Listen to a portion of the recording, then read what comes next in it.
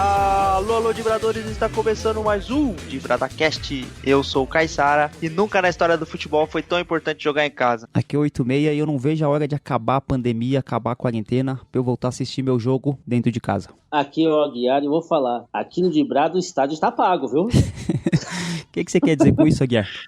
Que tem uns times aí que estão pagando, tem outros aí que só daqui 30 anos vai ter direito ao estádio, uns times de verde aí, entendeu? Então... Não sei do que você tá falando. Pelo menos aqui, né? Fala aí, hein, Caissara? Fala aí. Pelo menos aqui, além de estar jogando em casa, tá pago, né? É, com certeza. É velho, mas tá pago. Pago. Ô Aguiar, você vai lá no estádio da Vila Belmiro, você vai colocar aqueles adesivos lá, quando o pessoal tem uma Brasília, um Fusca, é velho, mas tá pago? Não, eu vou colocar o adesivo assim, aqui nunca caiu. É isso aí, Dibradores. Estamos de volta com mais um excepcional programa e dessa vez a gente separou o tema que não teria como existir futebol sem os nossos gloriosos estádios espalhados por esse país. A gente separou alguns estádios para estar comentando e no decorrer do programa a gente vai trazer informações, entrar no detalhe de cada estádio da região sudeste. Mas antes, a gente vai dar uma comentada aí, falando de estádio, Aguiar e 86. Eu queria ver de vocês aí, quanto que vocês acham importante, quanto que sobe o nível de confiança quando o seu time vai jogar em casa, ou fora de casa, obviamente, e qual é a sua relação com o estádio, se vocês gostam de frequentar. O 86 é um torcedor poltrona que eu sei. Eu vou chegar a confessar aqui pra vocês que eu fui 2 vezes em estádios de futebol. Aliás, 3 vezes, eu me lembro de ter ido em 3 estádios. Uma vez foi quando a gente foi no Morumbi, não sei se o Caissara lembra disso aí, a gente era muito pequeno, criança. A gente foi na porta do Morumbi. Isso, a gente chegou a entrar no estádio. Não foi pra uma partida ou algum evento, a gente chegou a visitar a pista ali do...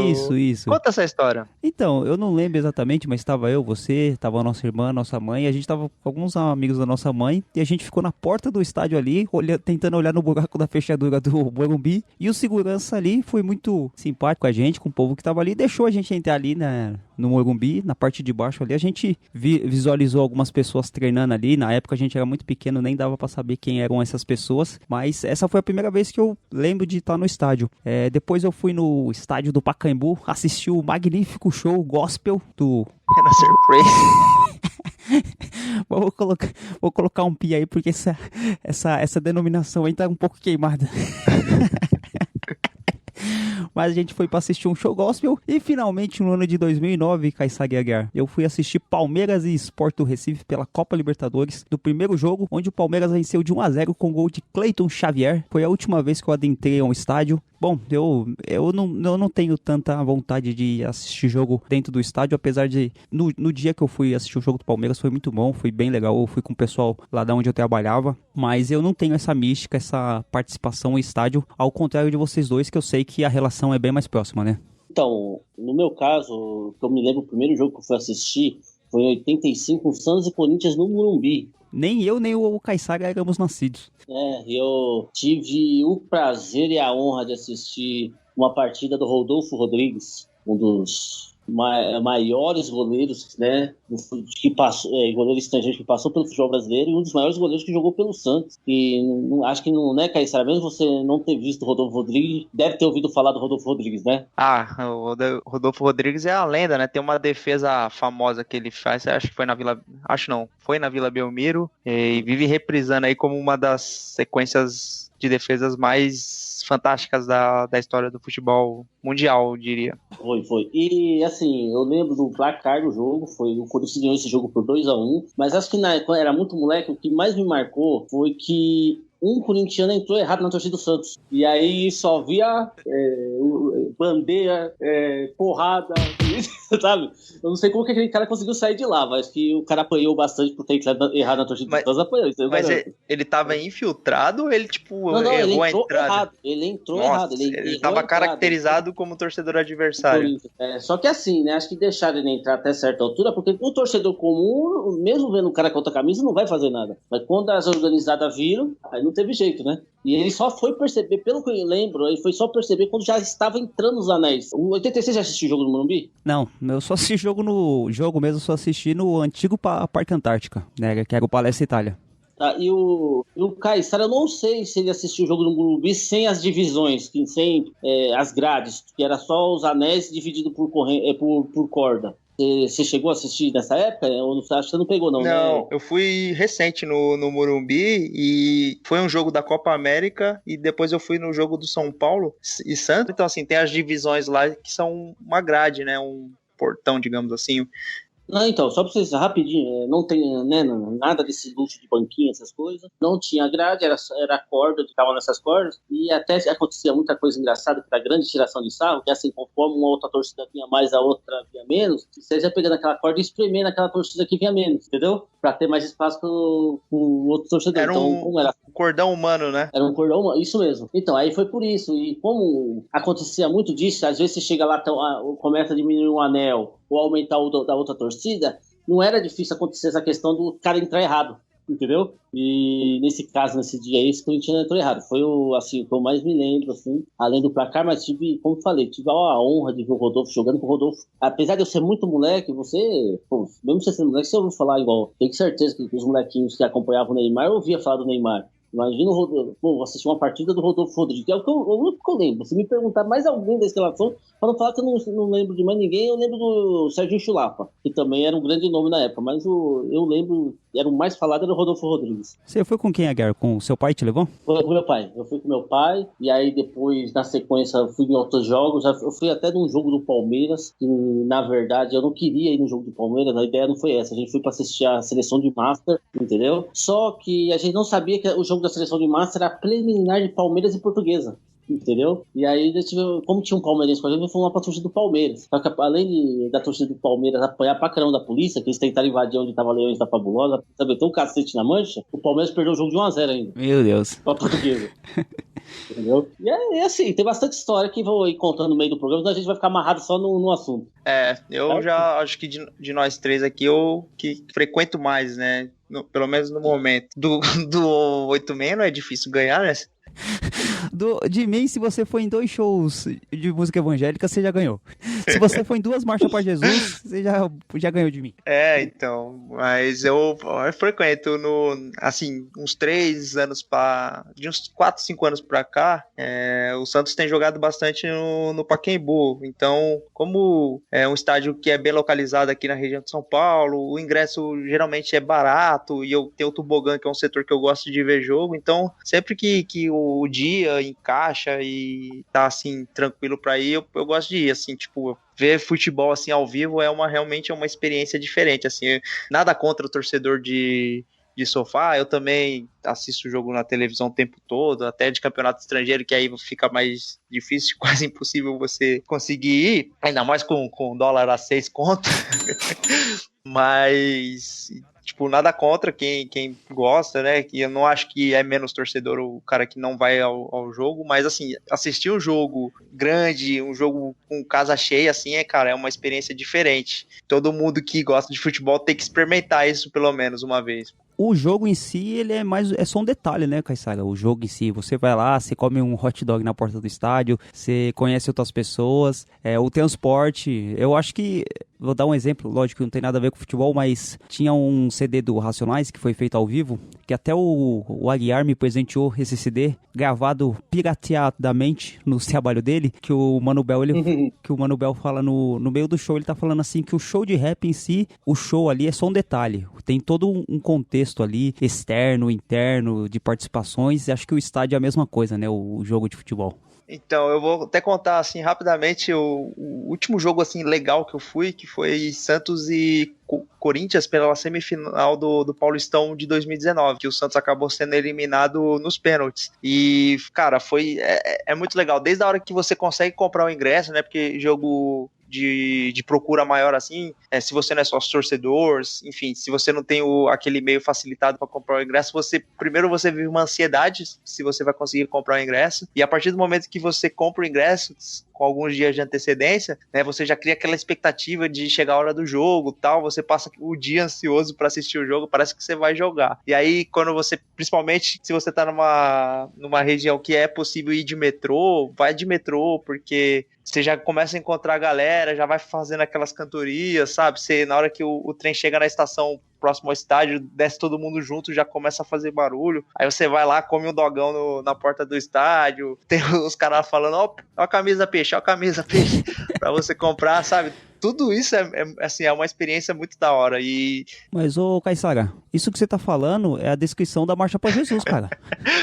É a mesma coisa, só que o futebol existe. Aí você chega na hora do jogo, tá, o jogo tá rolando, que nem o Santos, foi um jogo maneiro, porque o Santos precisava ganhar por um gol pra ir pros pênaltis, e por 2 gols eles classificariam. Então o Santos passou o jogo todo pressionando, amassando o Corinthians naquela retranca e tal. Aí no final do jogo, já nos 35 do segundo, 40, o Santos faz o gol, né? A torcida vai confiante para as penalidades, só que nesse dia, infelizmente, o Corinthians conseguiu passar pelo Santos nos pênaltis, enfim, mas toda a experiência é muito legal, cara. Se todo mundo que tiver a chance de ver um jogo, não precisa nem ser do seu time. Se você puder ir em um jogo, vai. Se for do seu time, melhor ainda, obviamente. Falou a verdade, às vezes nem é do seu time, mas o jogo se torna tão importante, ó, tão bacana o ambiente em volta do estádio, porque um dia juntou um pessoal do serviço, e nós fomos assistir a final da 3ª divisão do Grêmio Barueri, que hoje nem existe mais, né, o Barueri, e Ferroviário do Ceará no estádio do Palmeiras, entendeu? Mas o que acontece? Um monte de cara, um torce pro Corinthians, pro Santos, pro Palmeiras, pro São Paulo, que nunca tem a chance de assistir todo mundo o jogo junto, entendeu? Aí juntou todo aquele pessoal, inclusive até meu pai foi nesse dia assistir o jogo. O Barueri ganhou de 3-0 do Ferroviário, era a decisão da 3ª divisão, entendeu? Tinha um time até emblemático, né, do Barueri, não sei se você lembra, tinha o Pequeno, hoje gigante, que o Pedrão, lembra disso? Desse ataque do Barueri? Você lembra, Caissara? O Pedrão famoso, no Paulistão, teve um Paulistão que ele meteu o gol à beça. E tinha, não é pequeno, tinha o gigante, que era pequeno, mas o pessoal chamava ele de gigante, que fazia ataque com o Pedrão, e subiu junto com o Barueri de segunda, o Barueri foi aquela escada, 3ª, 2ª e 1ª divisão, né, já pulou pra 1ª. Mas assim, só pra vocês terem ideia, que às vezes nem é do seu time, mas é tão bacana, né? Tá no estádio. E outra coisa, tem uma coisa que o pessoal fala, não sei se o Caissara já assistiu isso, não sentiu, o 86 não vai sentir muito o que eu vou falar, porque como ele assistiu um jogo só na vida dele, olha lá, no estádio, então não vai ter como ser representado, mas talvez o Caissara vai entender. Tem jogos no estádio de futebol que é mais importante que até um título, só pela emoção que foi aquela partida. Eu vou dar um exemplo muito importante. Eu tive o prazer, e pouco, né, assim, infelizmente só 28 mil santistas, porque até não tinha o tobogã naquela época, que estava em reforma, de estar naquele Santos 5, Fluminense 2. Entendeu? Aquilo ali, acho que aqueles 28 mil torcedores, inclusive até pro torcedor do Fluminense, vai, no caso negativo, né? Mas, vai ficar marcado, mas não pelo motivo nobre, né? E você sabe que um dia eu peguei o Galvão Bueno comentando sobre esse programa que ele tem na Sport TV, que agora fugiu o nome. Bem amigos. Bem amigo, ele falou que tem jogos que são mais emblemáticos que o próprio título. Aquele Santos e Fluminense, cara, do movimento, do estádio. Eu cheguei 2 horas da tarde, eu e o Dr. Elton na época. O jogo era 7 horas da noite. Vocês veem como que foi todo o movimento. Aquele 5-2 se tornou mais importante do que o próprio título do Botafogo, apesar de tudo que aconteceu, que não é o detalhe, que não estão falando de estádio, não estão falando de final, né? Mas assim, vocês entenderem como é importante um jogo de futebol, e uma partida pode ser bem mais emblemática até que um campeonato inteiro. E ainda também tive a chance de assistir com o tio de vocês, Afonso, uma final, estar no estádio e ainda ver o Santos ser campeão num jogo que o Santos teve que reverter pra cá contra o São Caetano, igual foi em 2007. Então, tem coisas, assistir jogo em casa, você tem o replay, você tem o conforto da sua casa, tem tudo. No estádio não, saiu o gol, se você não tiver prestando atenção, você vai ver o gol só em casa, entendeu? Mas a emoção de estar na arquibancada, acho que não tem preço, acho que só estando lá pra explicar. E eu vou mais além. Eu acho que só não gosta de ver jogo de futebol quem ainda não foi no jogo certo, porque não tem como. Mas vamos, antes da gente, acho que a gente foi a maior introdução que a gente fez aqui ao tema, mas vamos, acho que daqui a pouco acabou o programa. Já dá pra encerrar o programa. Acabou o programa. Mas antes da gente se aprofundar ainda mais nos estádios, vamos aos recados do último programa, 86. Bom, Caissara Aguiar, dessa vez, o último programa, a gente teve uma repercussão um pouco forte aí, por conta de uma capa que a gente fez, não foi nem pelo conteúdo do programa, foi pela capa. O último programa a gente fez foi quarentena, gripezinha e tretas, né, que a gente falou sobre a quarentena e falou sobre as tretas lá do Caio e do Casagrande, só que a gente tirou um sarro com uma fala irresponsável do presidente da República, A gente não tem papo na língua aqui, cada um fala o que quiser aqui. Não tem rabo preso não, pô. É isso mesmo, aqui é a mídia esportiva independente. E a gente usou uma foto tirada por um jornalista, excelente aquela foto, por sinal, e colocou na capa do programa. Só que o que teve de gente comentando capa, chamando a gente de petista, de lulista, de não sei o quê, sendo que a gente não citou em nenhum momento nem PT nem Lula, sendo que todo mundo aqui é crítico dos antigos governos, como é crítico do governo atual. Só que aí teve um monte de gente que xingou a gente. No começo tava até legal, né, Kaysar Aguiar? A gente tava conseguindo responder lá, fazendo meio de campo, mas depois começou a chover enxurrada de gente. Não sei nem se era robô também, tá uma moda de robô aí. Provavelmente. E pior que os vagabundos não dava nem play no nosso programa, esses vagabundos. Porque teve mais xingamento do que download, aí fica difícil, né? Nesse contexto, a gente não vai reproduzir nenhum comentário que foi feito lá, mas teve gente também que brincou, que falou, o gado, não sei o quê, tocou um berrante lá, um mugido, mas nem é a intenção do programa fazer isso. Eu acho que isso fugiu, né, da nossa intenção. Na verdade, a gente, sem querer, a gente atingiu um meio que tá bem polarizado, então a gente não ficou nem feliz com as curtidas, né, com os comentários positivos, porque a gente sentiu que não foi nem referente ao programa. Foi mais na suspeita que a gente atacou um lado ou outro, enfim. A gente conseguiu aí atingir um assunto que tá tão polemizado que as pessoas nem sabem o que você disse e concordam com você só porque você supostamente ofendeu uma parte. Exatamente. O programa a gente fez algumas ponderações políticas, porque, como a gente falou, nós temos nossas opiniões aqui, mas a gente não quer de maneira nenhuma fazer com que as pessoas escutem nosso programa por causa de opinião política, né? Gosta de um lado, gosta de outro. A pessoa pode gostar de um lado, gostar do outro, ou ser apolítico, não gostar de lado nenhum e ainda assim ouvir nosso programa. Só que as brincadeiras, assim, elas vão rolar. E não tem como a gente fugir muito da opinião. Mas o que chamou mais atenção foi a foto que a gente colocou ali. Sou eu que edito a capa do programa. Eu coloquei ali uns utensílios do Anjo Caído, que são 2 chifrinhos na foto, mas porque ficou engraçada, mas acabou extrapolando e eu só quero dizer assim, que quem se ofendeu, foda-se. O problema é seu. Eu quero fazer um comentário pra fechar.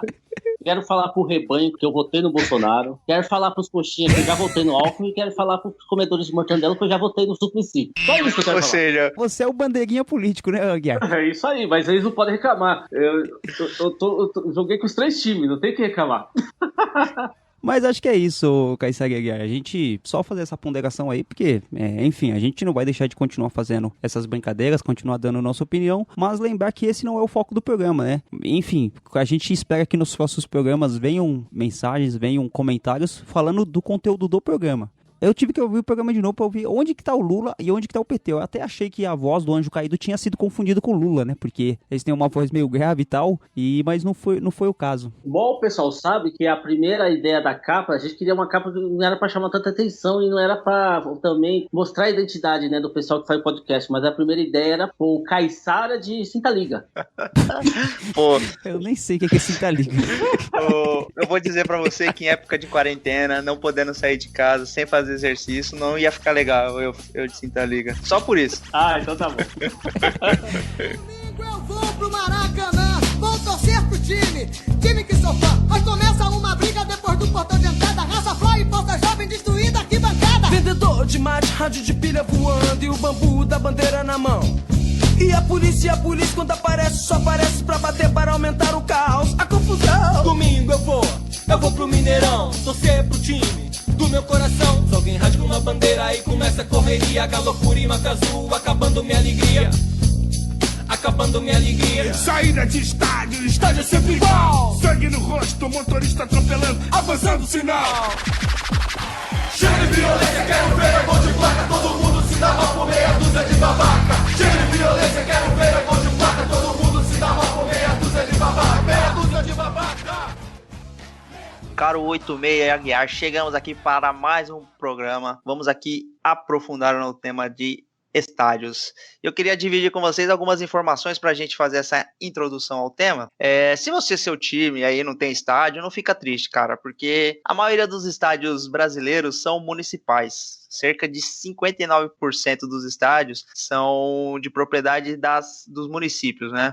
Os estádios particulares chegam a 35%, os estaduais são 6% e os federais apenas 0,5%. E cara, uma informação bem surpreendente, eu diria, né? Que a gente está em 2020, ainda temos 36% dos estádios que não tem iluminação artificial, né, o que impossibilita a prática de partidas noturnas. Então, mais de um terço, na verdade, dos estádios ainda tem essa característica que só permite... Isso se a gente contar que o que tá escrito lá, o que tá na normativa é verdadeiro, né, Caissara? Porque é que nem a empresa quando fala que tem IPI, equipamento de segurança, extintor, coloca lá no papel, fala que tem, mas se você for na hora de utilizar de verdade... tem iluminação. Se é adequada, é outra história, né? Mas é interessante isso, né? Eu também, fazendo a pesquisa para esse programa, eu me surpreendi com essa questão de... A maioria dos estádios são municipais e a gente tem que até ver aqui o que é estádio, né? Se é complexo esportivo, já é considerado estádio, algumas coisas assim, porque quando a gente imagina estádio, a gente pensa naquela coisa grande, né? Que abriga muita gente. Mas é interessante essa informação. Só para uma informação que complementa essa, né, que é um dado curioso do futebol, é que as bolas elas são brancas a partir do momento que começou a se praticar jogos no período noturno, né? Porque antigamente não tinha iluminação, as partidas eram só de dia e a bola era de couro, então ela tinha aquela cor meio marrom, né? Aquele tom. E aí quando houve a prática dos jogos noturnos e quando começou a iluminação não era do nível que a gente tem hoje, então para poder enxergar melhor a bola, as bolas começaram a ser brancas, né? E isso até hoje, em geral, as bolas costumam ser brancas, embora a gente tenha aí em algumas competições bolas coloridas, mas uma informação... A não ser quando é feito na neve, né? Que a bola é laranja. Aí por outra característica de tentar deixar a bola mais visível, né? Que é a bola branca. Mas vamos falar a verdade que se o jogo fosse na neve e a bola fosse branca, ia ficar muito mais competitivo e legal. Com certeza, só... Seria uma espécie de rock go praticamente. E a gente, como, né? O Brasil, o país do futebol, tem... dezenas, centenas de estádios, a gente não vai conseguir, obviamente, abranger a todos. Então a gente vai selecionar alguns estádios de alguns estados. E a gente separou para esse primeiro programa, que a nossa ideia é fazer uma série de programas, e para esse primeiro a gente separou alguns estados, né, principalmente do Sudeste, mais o Rio Grande do Sul. E a gente vai começar pelo estádio do Rio Grande do Sul. E aqui a gente primeiro começa com o estádio que sediou partidas da Copa do Mundo, da última que foi realizada no Brasil em 2014, o famoso Gigante da Beira-Rio, que tem o nome oficial de Estádio José Pinheiro Borda. Ele tem esse nome, esse apelido, digamos assim, justamente porque ele fica às margens do Lago Guaíba. Aqui, o Rio Grande do Sul tem esse nome justamente porque tem um lago gigantesco na capital,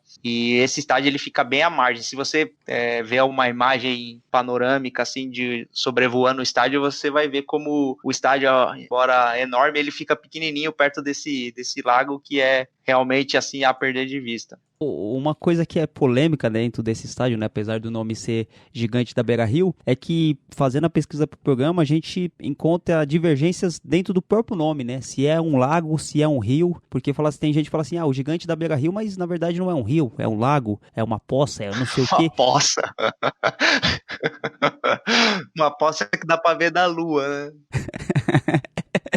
Uma poça foi um incremento meu, foi uma besteira que eu falei aqui, mas dentro lá do Rio Grande do Sul tem essa divisão aí, né? E isso, as pessoas ficam falando assim, mas o que tem que ser um rio ou ser um lago? Tem uma questão política, porque como você trata de preservação ambiental, tem coisa que você faz perto de um rio que você não faria perto de um lago. Então, se você tem uma construção de uma empreiteira que você vai construir perto de um lago, você pode construir a 50 metros. Só que de um rio, você só pode construir a 300 metros de um rio. Então, essa questão de ser um rio ou ser um lago é bem polêmica lá no Rio Grande do Sul. Tem num artigo que eu pesquisei do site chamado Histórias do Mar, um artigo escrito pelo jornalista Jorge de Souza. Ele falou que uma professora falou assim, a partir daquele momento, para acabar com a discussão, o nome do local ia se chamar Lago Rio Guaíba. Então você contemplava o lago, contemplava o rio e ainda chamava pelo nome certo, que é o Guaíba. Junta todas as pontas aí para não ter treta, né?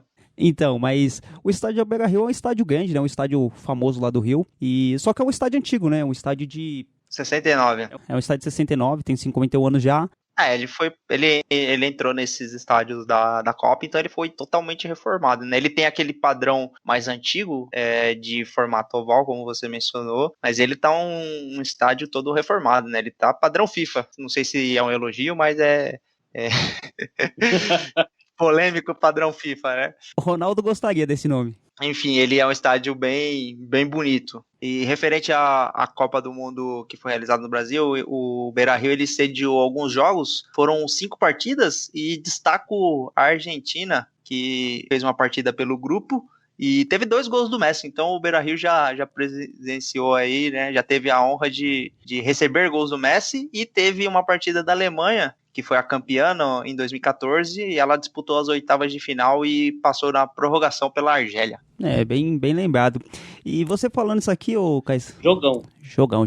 Você falando isso aí, Caissara, do estádio do Beira-Rio, que recebeu a Copa do Mundo, era bem estranho, né, na época que a gente estava tendo a competição aqui no Brasil, aliás, um pouco antes da competição, que estava uma corrida para os estádios para saber quem ia chefiar, né, quem ia sediar os jogos da Copa do Mundo. E o Grêmio, ele tem 2 estádios na cidade do Rio Grande do Sul, né? Tem o Estádio Olímpico Monumental, o nome do estádio é esse mesmo, Olímpico Monumental, esse não é o apelido dele, ele foi feito em 54, e o Grêmio mandou nele até pouco tempo atrás, quando em 2012 foi construído a Arena do Grêmio, que é um estádio um pouco distante, né? Fica no bairro do Maitá, em Porto Alegre, e é um estádio já bem moderno. Na época que ele foi construído, ele era considerado a principal arena poliesportiva da América Latina, e é engraçado, né? Porque o estádio do Grêmio, o Monumental Olímpico, era um estádio bastante famoso, bastante tradicional, e de repente o Grêmio construiu essa arena que era mais moderna, só que quem recebeu os jogos da Copa foi o Gigante do Beira-Rio.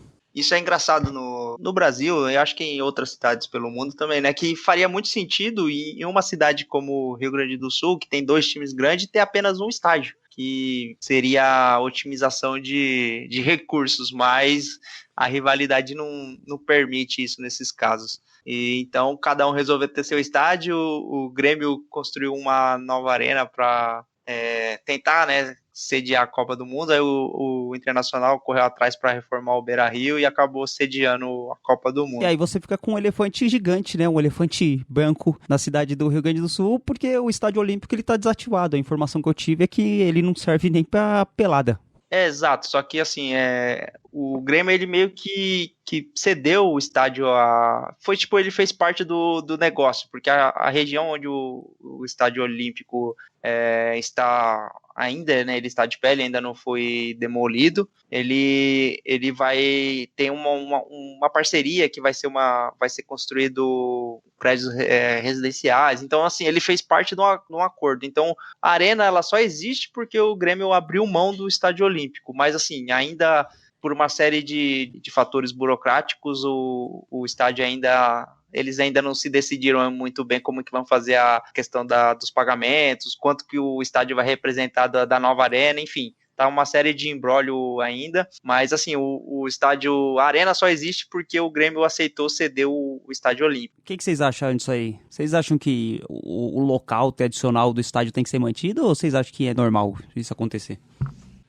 Acho que é caso a caso, não dá para estabelecer uma regra. Assim, é triste porque um estádio que tem muita história, que tem, né, partidas memoráveis, mas eu também acho que a questão da modernização, de trazer um ambiente mais propício é válida, né? Porque não é todo estádio que é possível ter a reforma e você conseguir um estádio tipo, mais moderno e tal, faz muito sentido, mas assim, não dá para cravar. Tipo, acho que, sei lá, alguns estádios como, sei lá, o Maracanã, tipo, você demolir o Maracanã, acho que não é nem possível, deve ser tombado, inclusive. É verdade. Mas eu acho que há estádios e estádios, né? Tipo, o Monumental é um estádio que o Grêmio optou por abrir mão, mas é triste de qualquer forma, eu acho. Isso que você falou, Caissara, de você ter uma cidade grande, né, uma cidade que corresponda a vários times grandes, e você ter um estádio só, é o caso de Milão, lá na Itália, né, onde você tem o Milan e a Internazionale de Milão, e eles jogam no mesmo estádio. Só que o engraçado é que tem uma reportagem da Placar muito antiga, que fala que quando vai ter um jogo fala que é o estádio Giuseppe Meazza. Giuseppe Meazza. E quando vai fazer o jogo de outro time, fala que é o San Siro. Então, quer dizer, você tem um estádio, tanto que é isso, Caissara, que no jogo o Wing Eleven 4 tinha os dois estádios. Só que assim, era repetido, tinha o Giuseppe Meazza e tinha o San Siro. Então, Não, então, era o mesmo estádio, só trocava o nome.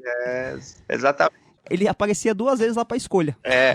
Então, é aquela rivalidade que, assim, transcende a razão. Então, tipo, dane-se se vai ser mais econômico, se faz mais sentido. O que eu quero é ter um estádio melhor que o seu, ou eu não quero ter que pedir para jogar no seu estádio. Então, igual, a gente vai entrar no detalhe aqui, mas na capital de São Paulo acontece a mesma coisa.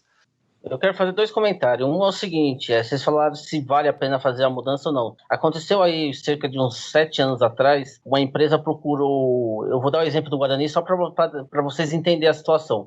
Procurou o Guarani que queria comprar o espaço onde é o Brinco de Ouro, e lá o Brinco de Ouro cabe, sei lá, cerca de 40 mil pessoas, e construiria uma arena moderna na beira da Anguera para 20 mil pessoas. Ou seja, o Guarani estava enforcado em dívidas, iam pagar as dívidas do Guarani, construir um estádio, porém menor, porém moderno, e ficar com o terreno onde fica o Brinco de Ouro para fazer um condomínio de prédios. No fim, não foi aprovado porque o conselho não aceitou, ou seja, não sei o motivo porque deu errado, né? Mas tem essas questões também. Às vezes você tem que mudar para ou modernizar ou até para sair de uma dívida. Não sei se vocês concordam com isso, com essa. Tem várias questões, né? Esses estádios antigos, eles eram muito grandes, né? E hoje o futebol ele pede por estádios com uma capacidade menor e que eles sejam mais confortáveis, né? Então tem várias questões a se avaliar. E a outra coisa que eu queria comentar, viu, Caissara, é uma coisa aí que o 86 fala nos bastidores, eu acho que é interessante falar nesse tema aí do Rio Grande do Sul, que ele falou que como lá no Rio Grande do Sul só tem um time grande, uma torcida só grande, que é tudo vermelho lá, que ele falou que o Grêmio tentou fazer um estádio para ver se chegava aos pés do Internacional. Será que é isso mesmo, Caissara? Não me lembro de ter falado isso, não.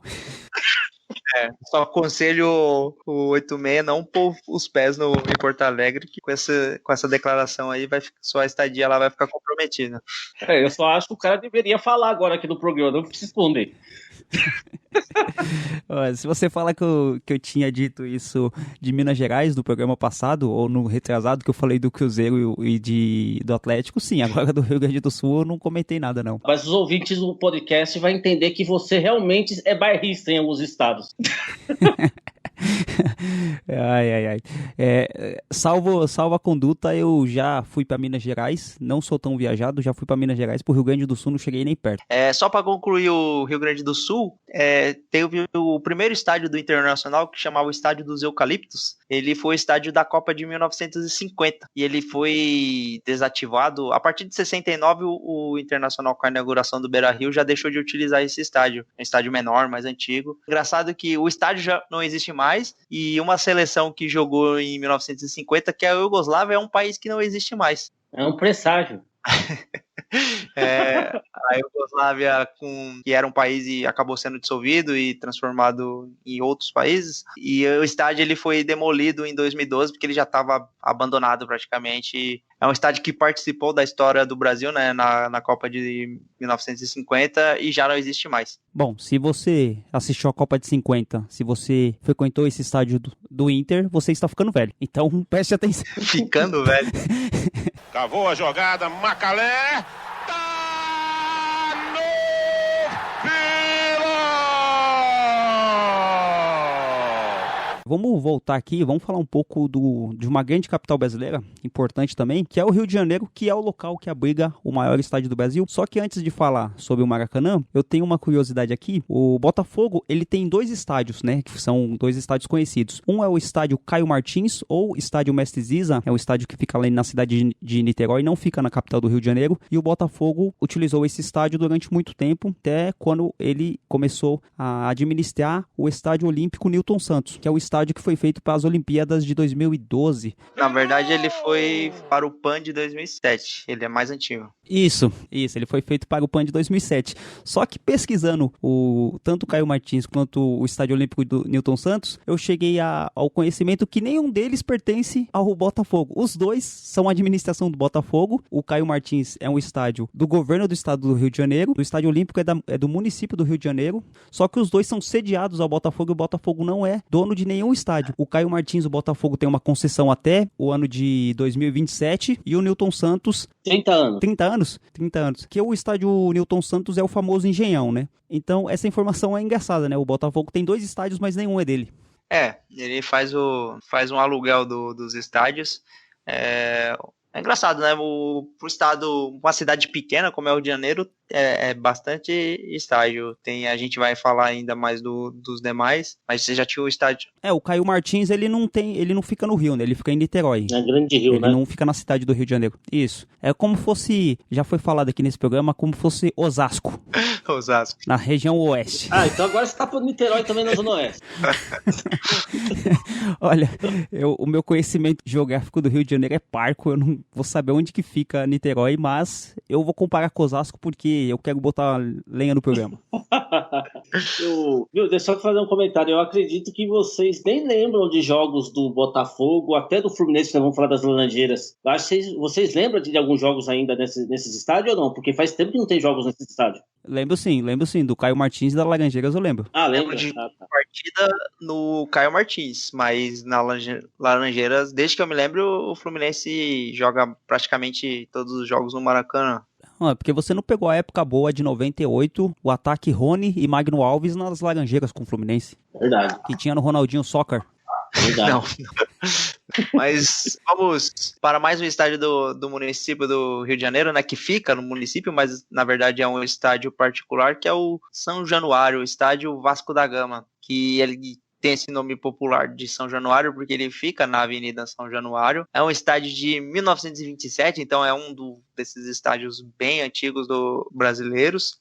Ele tem uma particularidade que ele tem uma fachada, um estilo neocolonial e é tombado pelo Instituto Patrimônio Históricos Artísticos Nacional. São Januário é um daqueles estádios que dizem que é um dos mais difíceis para a torcida visitante, que ele fica num lugar peculiar ali da cidade do Rio de Janeiro, né? A torcida do Vasco tem uma fama de não receber muito bem os seus hóspedes. Então é um estádio que tem essa particularidade aí. É um estádio que ficou famoso, né? Na final da Copa João Havelange foi o estádio que caiu o alambrado, né? Que teve aquela confusão lá com o São Caetano. Exatamente.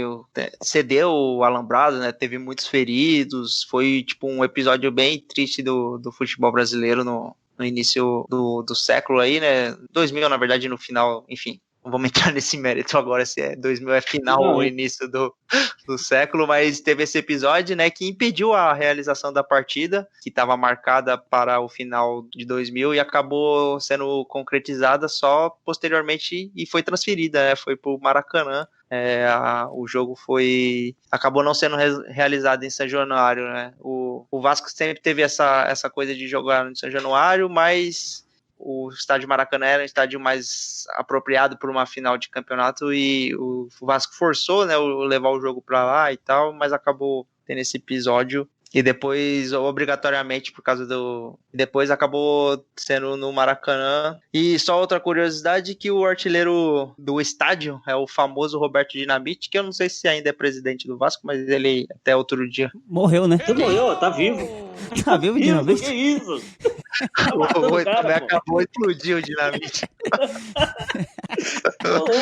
Ô, Dinamite, desculpa aí, cara, eu não era minha intenção. Morreu foi ele com o Miranda, foi ele não, pô. Então, essa homenagem aí póstuma do 86. Viu, 86? O Romário também tá vivo ainda, tá? Já, de repente você começa a matar mais gente do Vasco aí. Mas esse é um número que, assim, acho muito difícil no futebol de hoje baterem, né? 184 gols em um estádio, nem com a camisa do Vasco, né? No estádio. Então, assim, dificilmente essa marca vai ser superada um dia. O estádio São Januário é um estádio famoso lá do Rio, né? É um estádio um pouco menor, mas é um tipo de resistência que o Vasco faz, né? De manter os jogos no seu estádio. Tanto o Fluminense quanto o Flamengo jogam no Maracanã. O Botafogo tem os 2 estádios que ele pode escolher, mas principalmente o Engenhão que ele utiliza. E o Vasco fica com esse estádio que é um pouco mais antigo, que não recebeu reformas, mas é o estádio que ele consegue aí. Parabéns pro Vasco que mantém isso e o fantasma do Eurico Miranda deve permanecer lá.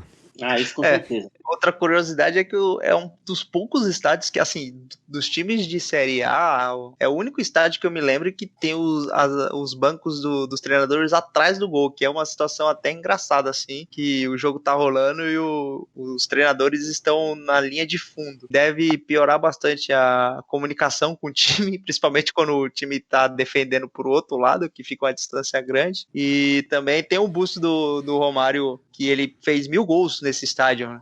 Esse milésimo gol aí foi no estádio São Januário. O engraçado é que vou fazer uns comentários aqui referente ao São Januário, coisas importantes, mas também vai entrar esse assunto que ele falou aí dos bancos atrás do gol, né? Mas vamos lá, eu queria fazer uns comentários sobre o São Januário. Primeiro, uma das brigas mais icônicas entre torcidas organizadas foi em 94 entre a torcida do Vasco e a torcida do Santos. Você já ouviu falar disso? Só vou corrigir o seu comentário. Não foi icônica, foi lamentável.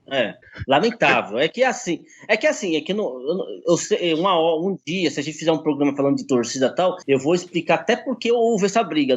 Que aqui ia tomar muito tempo do programa para explicar, entendeu? Mas houve essa briga, foi uma batalha campal, que a torcida do Santos teve que pular um muro de 4 metros, o cara preferiu quebrar a perna do que perder a vida. Foi um negócio lamentável. Essa foi uma situação de São Januário, entendeu? A outra situação, já no começo dos anos 2000, esse busto aí do Romário, na entrada de São Januário tinha 2 escudos de bronze enormes do Vasco, certo? Aí um dia os torcedores chegaram lá, não tinha mais os escudos do Vasco. E aí esses escudos de bronze foram retirados, derretidos para fazer a estátua do Romário, porque o Vasco não tinha dinheiro para fazer a estátua. Meu Deus do céu. Que história. Não sei se vocês vão lembrar, acho que vocês eram novinhos, mas vocês lembram daquelas, acho que pelo menos da década de 90 inteira, ou pelo menos uns 7 anos da década de 90, era placar de futebol rock and roll. Você lembra disso? A placar tinha um tema com rock e tal. Acho que vocês eram muito novos. E era uma revista grande. Ou seja, foi um novo design da placar, sabe? E a placar fez uma reportagem sobre o São Januário, estádio português, alguma coisa assim. Por quê? Primeiro que na sala de imprensa as tomadas eram do teto. Então os caras tinham que ligar a tomada com aquele monte de fio pendurado. Um monte de fio pendurado no teto, porque as tomadas eram no teto, não nas paredes, certo? A segunda, que nas numeradas tinha 3 colunas que estavam na frente de uma numerada. Ou seja, o cara que comprava aquele banco não conseguia assistir o jogo, não tinha uma coluna. Até hoje, assim. Não sei se está até hoje, eu pensei que já tinha sido arrumado. E a terceira, né, coisa, nesses comentários do estádio português, né, que até fazer uma referência de piada, foi esse negócio dos bancos dos treinadores sendo na parte de trás do gol, que não tinha nem como se comunicar direito com os jogadores. Então, esquisitíssimo, assim. Então o Vasco tem algumas particularidades aí, e algumas negativas, até muitas, não sei se de repente o 86 vai reviver ele e matar o Dinamite de novo, mas o... polêmico, falecido Eurico Miranda. O Eurico tinha uma ligação muito forte, né, com São Januário. O Caissara falou da final do São Caetano junto com o Vasco. Teve um fator muito interessante também, que só acontecia no futebol ali, por mais que seja no ano 2000, é referente aos anos 90, que foi quando, sem autorização do SBT, o Eurico Miranda e o Romário colocaram um patrocínio do SBT na camisa do Vasco pra passar a final na Rede Globo. Vocês lembram disso?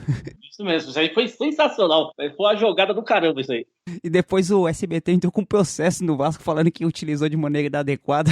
Essa história aí é do folclore do futebol brasileiro, né? Porque é inimaginável um time entrar com a camisa, com o logo de outra emissora para provocar a emissora. Assim, é meio até difícil de explicar essa história toda. E inacreditável que aconteceu na principal competição do Brasil, né? O principal esporte da principal competição, na principal emissora, enfim, é tanta coisa que parece mentira.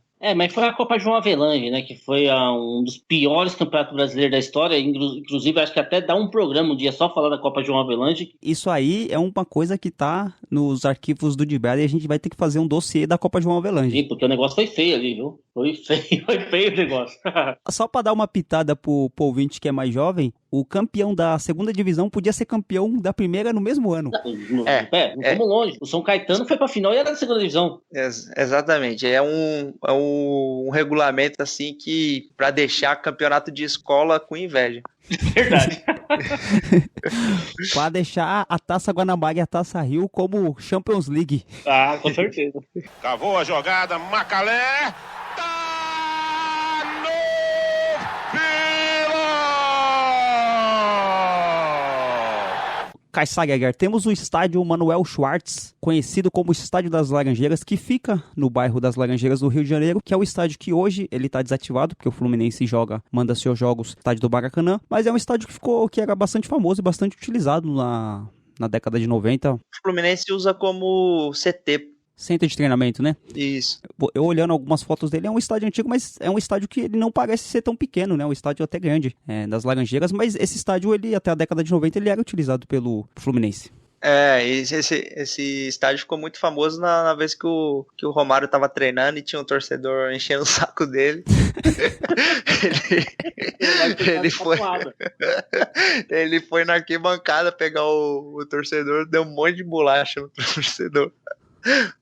Esse dia foi bem engraçado. E os caras foram entrevistar o Romário cheio de razão. Pô, o cara veio aqui na minha casa e me encheu o saco, meu irmão. Quando o treino termina, o quadro piora. Romário vai até a arquibancada. Ele e o fisioterapeuta Fernando Lima agridem um torcedor e dão início a uma grande confusão. Num determinado momento, Romário chama o torcedor pra briga. Não, peraí, covardia não, valeu moral. Eu e ele, cadê ele? Fica pra aqui, porra. Porra, vai querer esculachar aqui na minha casa, meu irmão? Porra, não vem me esculachar mais não. Joga do safado de avisado, hein? E o engraçado desse fato aí é que o nome do segurança, se não me falha a memória, era Zé Colmeia. Aí falaram na época que o Zé Colmeia só ficou valente porque ele tava junto com o Catatal. Pô, o Romário também é outro que dá um programa, né, de história. Com certeza. O estádio das Laranjeiras, então, é um estádio famoso, então, no Rio de Janeiro, né? Então a gente tem os dois estádios lá, o Caio Martins e o Newton Santos do Botafogo, o São Januário, que é um estádio icônico também. O das Laranjeiras também é importante, só que a gente tem que falar do mais importante estádio do Rio de Janeiro e, quiçá, do Brasil, né, pessoal? Na minha opinião, acho que de longe aí tá no top 5 do mundialmente, né? O Maracanã, palco de 2 finais de Copa do Mundo, que o Brasil não conseguiu ser campeão em nenhuma, inclusive, né? Diga-se de passagem, mas eu acho que de longe é o estádio que mais traduz o que é a essência do futebol brasileiro, né? Estádio que já teve públicos aí de mais de 200 mil pessoas, assim, é algo inacreditável no dia de hoje, impensável. Estádio com rica história. Esse é um estádio também que tem um artilheiro que jamais será, eu cravo aqui, hein? Esse podcast vai ficar na internet para a eternidade ou até acabar o mundo? Ou até o próximo Covid. Ou até semana que vem? Mas o Zico, cara, ele fez 333 gols, assim, é algo, assim, ele jogou muitas partidas, né, boa parte da carreira no Flamengo e tal, mas, assim, é algo bem extraordinário. 333 gols no futebol de hoje aqui, num mesmo estádio, assim, eu diria que é impossível de ser batido.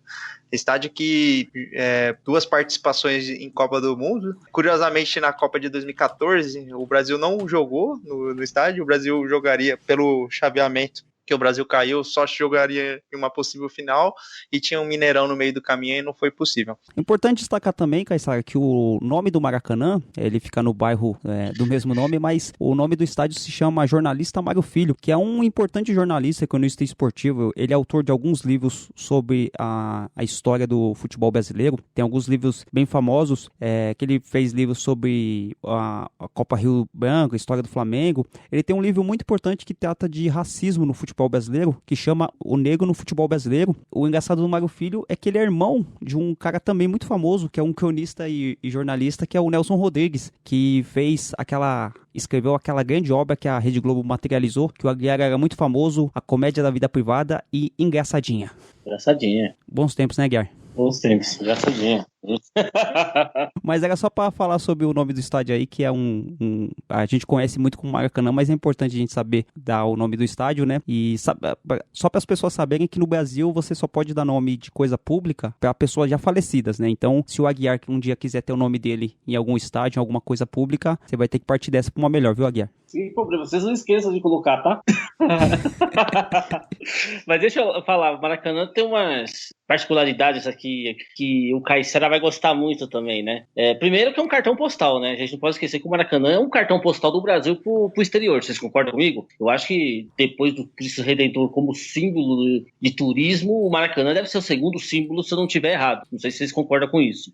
Então, eu fui na cidade do Rio de Janeiro uma vez só, tipo, passei um dia lá. Na verdade, eu não cheguei nem a virar de um dia pro outro, eu só passei realmente. Aí eu visitei o Cristo e o Maracanã a gente passou assim em frente, mas eu não cheguei a fazer aquela visita nenhuma não, mas está nos meus planos um dia visitar e tenho vontade de ver um jogo no Maracanã, um Santos e Flamengo no Maracanã deve ser bom. Deve ser interessante. Mas então, o que eu queria falar do Maracanã, depois de Botafogo, Flamengo, Fluminense e Vasco, o time que mais ganhou títulos dentro do Maracanã é o Santos. Você sabia disso, Caizara? Não. Tem esse detalhe. E o Santos ganhou. Tudo bem que o segundo jogo do primeiro Mundial do Santos foi em Portugal, mas o primeiro jogo foi no Maracanã e o jogo do bimundial do Santos foi no Maracanã contra o Milan, entendeu? Foi o segundo e o terceiro, né? O segundo e o terceiro. Isso é verdade, que teve uma terceira partida que era para ser fora, mas aí na época aí a CBS, que não era CBS, a CBD, mas a diretoria do Santos bateu lá o pé e o jogo acabou sendo no Maracanã, entendeu? O Santos foi campeão. E tem um detalhe muito interessante, até se vocês quiserem procurar na internet depois, no jogo seguinte que o Santos jogou no Maracanã, o Santos cada jogador do Santos entrou com uma camisa do time do Rio de Janeiro para homenagear os torcedores que lotaram o estádio, né? Os torcedores do Rio que lotaram o estádio para torcer a favor do Santos. Então tem um cara com a camisa do América, do Bangu, do Flamengo e assim em diante. Foi uma homenagem muito interessante. E quando a gente fala lotar, é lotar para 200 mil pessoas. Não é? Nessa época aí. E hoje o Maracanã ele tem por volta de 84 mil, porque questão de segurança, né? Desfizeram a geral, então assim diminuiu drasticamente a capacidade do estádio. Mas nesses anos aí, 50, 60, com regras menos restritas em relação à segurança, a capacidade do estádio era grosseira, assim, de grande. Tinha uma lenda de que nesse jogo Brasil e Uruguai na Copa do Mundo foi o dia que mais teve pessoas no estádio do Maracanã porque as catracas foram quebradas. Então as pessoas estavam pulando a catraca. Dizem que os números oficiais eles são mentirosos, assim, eles não chegam nem perto daquilo que teve. Falam que no dia desse jogo tinha gente quase entrando dentro do campo de tanto gente que tinha dentro do estádio. Nossa, deve ter... Imagina, é algo realmente assustador de se pensar, né? 200 mil pessoas. Os números oficiais são 200 mil pessoas? Aqui tá 199.854, né? Tipo... Isso, mas imagine isso na década de 50, na Copa do Mundo do Brasil. Imagine hoje no estádio do Maracanã se tivesse uma Copa de novo no Brasil e as catracas estivessem quebradas. E você acha que o pessoal não ia pular? Imagina na década de 50, com o brasileiro do jeito que esse povo maroto. Tem tudo, né? Porque antigamente era tudo arquibancada. Então, por ser arquibancada, né, não ser cadeira, então você consegue se apertar, né? Se amontoar mais ainda. E tinha geral, as pessoas ficavam em pé. Então, assim, já entrou num trem lotado, né? Você sabe que a capacidade que tá escrito lá na placa lá não significa nada. Então, é isso aí. Então, eu vi essa notícia aí, eu lembro de uma revista Placar que o Aguiar citou, que falava sobre isso. Falou que algumas pessoas que estavam naquele jogo falavam que esse número era mentiroso, porque tinha muito mais gente, as catracas estavam quebradas, as pessoas pulavam na catraca, ficavam um em cima do outro. Falou que foi uma loucura. Eu queria falar também que é o seguinte, modesta parte, com certeza sou o cara mais antigo, mais importante, mais velho, mais importante, mais sério da mesa, então eu posso falar isso com muita clareza, e juro, 86 não é uma provocação, 86, mas comemorar 2 títulos mundiais dentro do Maracanã, só o Santos tem essa camisa pra fazer isso, tá? Desculpa aí, tá? Olha, você falando essa informação aqui, agora você descredenciou o título do Santos, o Aguiar, porque eu achava que o Santos tinha ganhado o Mundial em Tóquio. Não. Tóquio é torneio da montadeira. O que valia realmente era você ir jogar, por exemplo, o Santos enfrentou o Milan no San Siro, no caso, né? Que não era o José Penhal, era o San Siro. E enfrentou o Benfica, não é no estádio do Dragão é do Porto, esqueci o nome do estádio do Benfica, mas enfim, você foi lá jogar no campeão da Europa na casa deles, né? E o pessoal vai de férias jogar, os europeus vão de férias jogar lá em Dubai, jogar em Tóquio, lá que eles vão comprar PlayStation e Nintendo Switch, porque é mais barato pagar menos imposto. Viu? Vamos falar uma coisa aqui, viu? Importante. Faltou aqui na relação o estádio da Moça Bonita do Bangu, certo? Só queria citar. Um detalhe importante. Você sabia que o mascote do Bangu é um castor? Não fazia ideia. E o Castor, o Bangu, vocês sabem que foi vice-campeão. Eu achei importante porque está dentro do tema do Rio. O Bangu foi vice-campeão brasileiro de 85 contra o Curitiba, né? E quem era dono do Bangu era um bicheiro famoso no Rio, que já é falecido, o Castor, né? De Andrade. O Bangu, o cara era tão dono do time que o cara adotar um mascote de Bangu e ainda tinha o desenho do mascote na camisa do Bangu. E assim, o interessante é que o cara era dono e mandava mesmo. Tipo assim, ali a marca dele acabou. Tem entendeu? Castor no Brasil? Não sei se tem Castor, mas que tinha o Castor no Bangu tem. E pra fechar, 86, você que fez a pauta, vai ter uma reunião séria aí com o Anjo Caído sobre não ter o América, tá? Mas eu fiz isso, Aguiar, exatamente para testar você, para saber se você tá atento com a pauta e saber se você vai falar do time do seu chefe. Então, o América não é estádio, é uma arena. O estádio do América se chama Estádio Julite Coutinho. Ele é bem recente, Aguiar, ele é de 23 de janeiro de 2000, tem capacidade para 13.544 pessoas e fica ali na Avenida Cosmorana, em Mesquita, no Rio de Janeiro, não fica na capital do Rio. É um estádio que deve pegar fogo porque é o estádio do Anjo Caído. Não, então, e uma coisa importante que eu tava aqui, sabe quando você tá com uma palavra na cabeça e não lembra? O estádio do América é mais conhecido como Edson Passos. Eu lembro desse nome. Então é mais conhecido pelo Edson Passos. É isso aí, pelo menos agora, o 86 não vai sentar no tridente de novo. Tem um estádio também no Rio, a gente fazendo a pesquisa, tem um estádio, o Motorista FC, foi fundado em 21 de março de 1943. É um time que não está mais em atividade, mas o estádio deles, Carlos Gonçalves, tem capacidade aproximada de 1.500 pessoas em contraponto com o Maracanã. O que vocês acham disso aí? É um estádio varziano, com todo o romantismo da palavra, né? 1.500 pessoas não dá nem pra chamar de capacidade. É o pessoal que fica em volta das linhas laterais já daria 1.500 pessoas. Cavou a jogada, Macalé.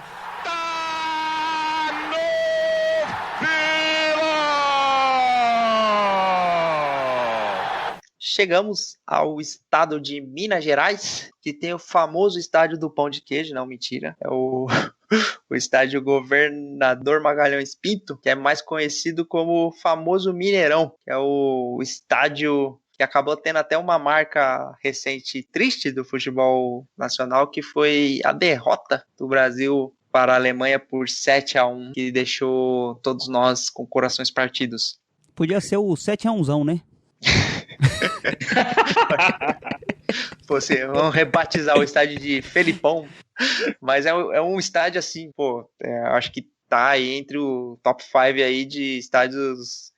É complicado fazer um top 5 assim, né, de cabeça, mas com certeza é um dos principais estádios do futebol brasileiro aí, estádio que é praticamente a casa de dois dos maiores clubes do Brasil, né, Atlético Mineiro e Cruzeiro, títulos, muita história, apesar que recentemente o Atlético Mineiro vai começar a mandar mais jogos no segundo estádio, mas ainda falando do Mineirão, é um estádio de 1965, ele tem aquele formato oval, redondo, podemos dizer, e já participou da Copa do Mundo 2014, como a gente comentou.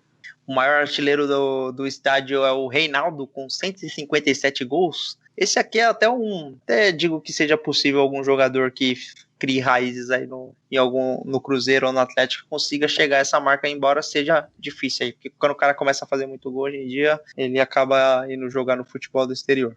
O Reinaldo que ficou durante muito tempo sendo o principal artilheiro do Campeonato Brasileiro até o Edmundo quebrar o recorde dele, né? E uma única edição, você diz?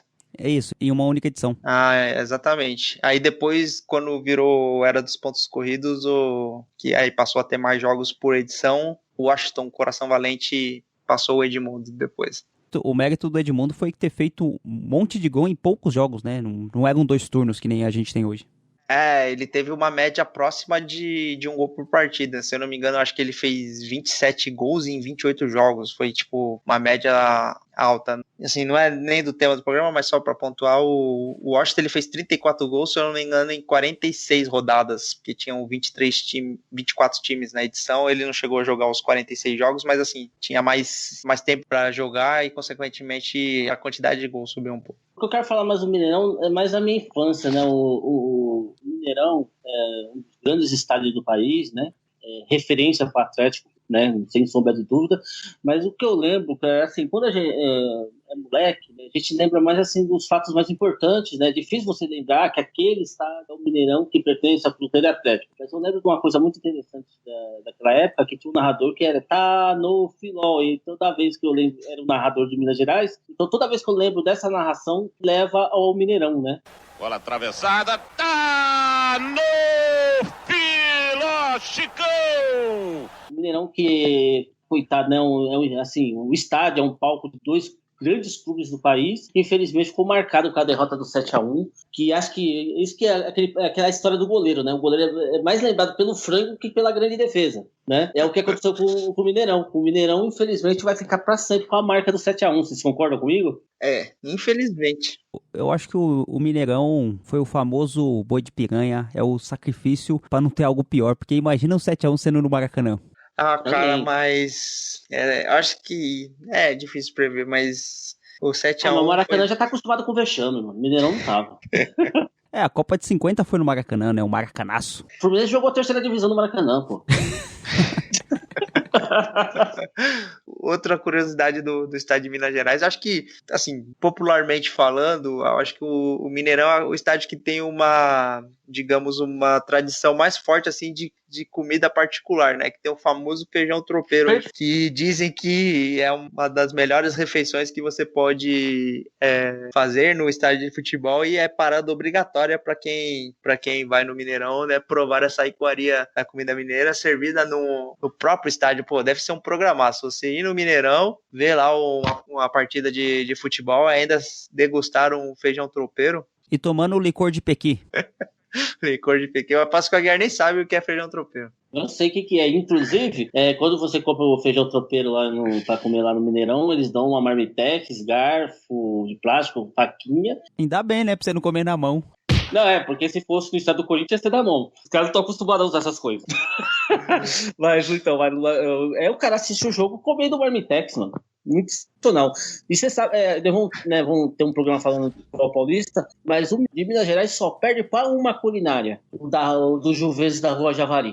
Só perde para eles. Sabiam disso? Não. Na verdade, você vai guardar essa informação aí para quando a gente falar do estado de São Paulo para segurar a audiência. Combinado, Aguiar? Não, sim, mas eu só queria falar que só perde pra Rua Javari. O Aguiar é o famoso cara que ele fala assim, eu não vou dar spoiler, mas o cara morre no final. Isso mesmo. Tá no Filó, Chicão! Outro estádio importante de Minas Gerais, o Aguiar, não tão importante quanto o Mineirão, que é famoso, que é o quinto maior estádio do Brasil, mas também temos o estádio Raimundo Sampaio, mais conhecido como Estádio Independência, que ele fica lá no bairro do Horto, em Belo Horizonte, Minas Gerais, e foi inaugurado em 1950 para a Copa do Mundo, realizada no Brasil. E ele teve algumas reformas de modernização e se tornou a Arena Independência em 2012. Ele pertenceu no passado ao time chamado 7 de Setembro Futebol Clube, por isso que o nome do estádio chama Independência, 7 de Setembro, Independência ou Morte. Você que faltou na aula de história, viu, Aguiar? Foi bom você ter falado. Não sei se o Caissara sabe, você também é 86, mas a maior zebra da história de Copa do Mundo, isso não é eu falando, é a FIFA que julga isso como a maior zebra, foi na Copa de 1950 aqui no Brasil, Inglaterra 0, Estados Unidos 1, e essa partida foi disputada no Independência, entendeu? Muito icônico isso aí que você tá falando aqui. O colonizado jogando contra a Metrópole vence de 1-0 no estádio chamado Independência. Isso aí podia virar um filme. Não, e virou mas tem um filme desse jogo. Tem um filme contando a história só desse jogo. Porque pros americanos, né, lá o pessoal dos Estados Unidos, o maior feito da história esportiva dos Estados Unidos foi essa vitória em cima da Inglaterra. E retrocedendo também, Aguiar, eu falei, né, a colônia, que é os Estados Unidos, contra a Metrópole, Inglaterra, jogando no estádio Independência, né, Independência da colônia, sendo que eles venceram no futebol que foi inventado pela Inglaterra, né, mais icônico ainda. E tem, assim, só para complementar, umas histórias em volta dessa partida, que é assim, quando houve o sorteio da Copa e a Inglaterra ficou sabendo que ia cair na chave dos Estados Unidos, os ingleses já saíram contando com 3 pontos no grupo, sabe, lá, já tem 3 pontos garantidos, porque quando a seleção inglesa, no sorteio da Copa, viu que os Estados Unidos já estavam na chave, eles já contaram com 3 pontos, os jornais, sabe, assim, as tabelas já davam 3 pontos para a Inglaterra, entendeu? Lá, os jornais da Inglaterra. Aí, um dia antes do jogo, o que os ingleses fizeram? Vamos fazer o seguinte, vamos oferecer um jantar, porque com certeza a goleada vai ser muito grande, vai ser tão grande a humilhação, que então vamos convidar toda a delegação dos Estados Unidos para jantar com a gente e tal, né? Para mostrar que há uma parceria, né? Há uma amizade entre os dois países, está entendendo? Só que aí, né, naquele jantar, o pessoal da Inglaterra extrapolou, não, que não vê se a gente não humilha vocês, que vão ganhar de pouco, sabe? Essas histórias assim. O Aguiar fala com propriedade de quem estava presente. Mas eu assisti o filme, por isso que eu tô falando. Entendeu? Mas assim, o jornalista da época foi um jantar acompanhado pelo jornalista. A Inglaterra realmente quis se aparecer em cima da história, sabe? Tipo assim, que nós vamos detonar, que nós vamos fazer isso, que nós vamos fazer aquilo. E aí, quando. Inclusive, esse 1-0, se eu não me engano, não é isso mesmo. 1-0 foi construído esse placar no primeiro tempo ainda, entendeu? Daí os Estados Unidos passou praticamente aí, vamos dizer, aí, quase 60 minutos se defendendo e conseguiu o placar de 1-0 e ganhar os 3 pontos, que foram, então, além da maior zebra, foi a maior vergonha do futebol inglês, né? Até aquele momento, que depois se passaram 3, 4 Copas, né? 54, 58, 62, isso. A Inglaterra não conseguia ganhar a Copa, aí teve a Copa de 66, que falaram que se a Inglaterra não ganhasse a Copa de 66, ia ser a maior vergonha do futebol para quem inventou o futebol, entendeu? Então, os ingleses ficam com esse papinho aí de inventou o futebol e bibibi, bababá, e foi eliminado pra Croácia esses dias aí na semifinal. Os caras, vergonha atrás de vergonha. Fora que 66 foi roubado pra caramba, né? Porque se tivesse o VAR lá, eles não teriam ganhado, não. Exatamente. O inglês fica tomando chá das 5, fica falando um monte de coisa. Tem aquela rainha lá que dizem que é só pra decoração, mas ela sim deve ter assistido todas as Copas do Mundo. Presencialmente, com todo respeito à Rainha Elizabeth, que deve ser uma pessoa muito boa, mas pra quem manja de história, Robespierre manda um salve aí pra todos os reis do mundo. Nossa. Esse é o único rei que não tem a cabeça cortada é o Rei Pelé. Tá no Fila Chicão! Aguiar 86, acho que a gente se empolgou, falou bastante dos estádios, a gente deixou o programa um pouco longo, então a gente vai fazer um intervalo aqui, né? É futebol, então tem o show do intervalo, que a gente vai voltar pro segundo tempo dos estádios no Brasil. E enquanto isso, você pode mandar sua mensagem aí com algumas informações sobre estádios que você gostaria que a gente abordasse num próximo programa. Mas antes, no show do intervalo, né, nesse ato que a gente vai fazer, tem um momento que o Aguiar vai trazer informações direto do submundo, do Anjo Caído. Aguiar, como que tá as coisas por aí? Já a autoridade máxima, né, o Anjo Caído vai se pronunciar, tá? Tô por enquanto só o porta-voz, ele vai falar, não imitando, mas seguindo o exemplo do governador de São Paulo. Lá também vai ter fases para liberação da quarentena, então ele vai começar a falar dessas fases da quarentena com exclusividade. Bom, acho que foi importante a gente falar sobre os estádios do Brasil, né? Alguns aqui mais da região sul e sudeste. Importante também falar para quem está escutando que a gente aqui de São Paulo, então a gente tem uma facilidade maior em falar o que está próximo da gente aí, mas é importante que a gente fale de todos os estádios do Brasil e que as pessoas também possam mandar e-mail para a gente, né, Kaysar Aguiar? Posso mandar e-mail, posso mandar comentários falando sobre os estádios, alguma informação importante. Lembrando que, assim, a gente, por mais que nós sejamos aqui de São Paulo e tal, a gente tem um apreço e um carinho por todos os estados do Brasil. Não tem dessa de tem estádio melhor, não tem estádio de sul é meu país, de separar, porque se a gente vai afundar todo mundo junto. Mas, então aí, galera aí do Dibrada, seguindo, né, os protocolos de segurança aí com a pandemia, imitando o nosso governador Dória, o Anjo Caído vai anunciar o que vai poder e não para os aliados, né, vamos dizer assim, para o submundo, né? Qual seria a melhor palavra, hein, Kaysara? É isso mesmo, submundo? Então, Aguiar, submundo é um bom nome, eu diria. Aí também, então tá bom, então vamos lá, pronunciamento agora do nosso Anjo Caído, o ser celestial mais importante do programa. Ô Aguiar, eu só tenho uma pergunta pra fazer. O anjo caído entra no seu corpo? Vocês têm uma troca? Como que é essa relação de vocês aí? E tem outra coisa também, Aguiar. Você fica deixando o anjo caído entrar no seu corpo, as igrejas estão fechadas. A Universal, se eu não me engano, está fechada. Se não está, deveria estar. Como que você vai fazer pra tirar ele do seu corpo depois? Não, ele só entra no corpo de quem dá permissão. Eu não faço isso, eu sou só o porta-voz, eu sou funcionário. É igual, vocês não assistem Sobrenatural, mas eles não entram sem permissão. Como você 86, como o Caissara, dão permissão a todo momento ele entrar, por isso que ele entra com mais facilidade de vocês. Entendeu? Quero deixar isso bem claro, entendeu? Ele, como anjo, ele não entra sem permissão, é isso que eu quero dizer, entendeu? E eu quero deixar outra coisa bem clara para os ouvintes de Brada. Ele vai se pronunciar, e não é através de mim, não. É ele mesmo, o ser celestial, vai se pronunciar.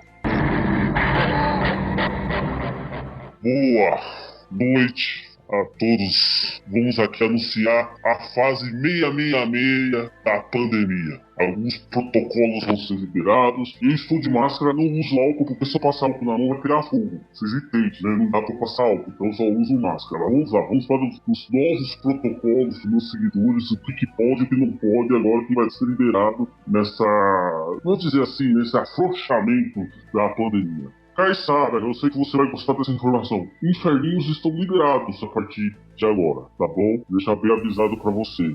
Bares liberado, bebida liberado, tá tudo liberado daqui pra frente. Agora também vai ter, as torcidas também devem ter uns critérios pra ser liberado. Por exemplo, corintianos alfabetizados não poderão andar, entendeu? Também serve para os flamenguistas, entendeu? São Paulinos, quem nunca viu a Copa do Brasil, também não pode, não tá liberado pra andar, tá?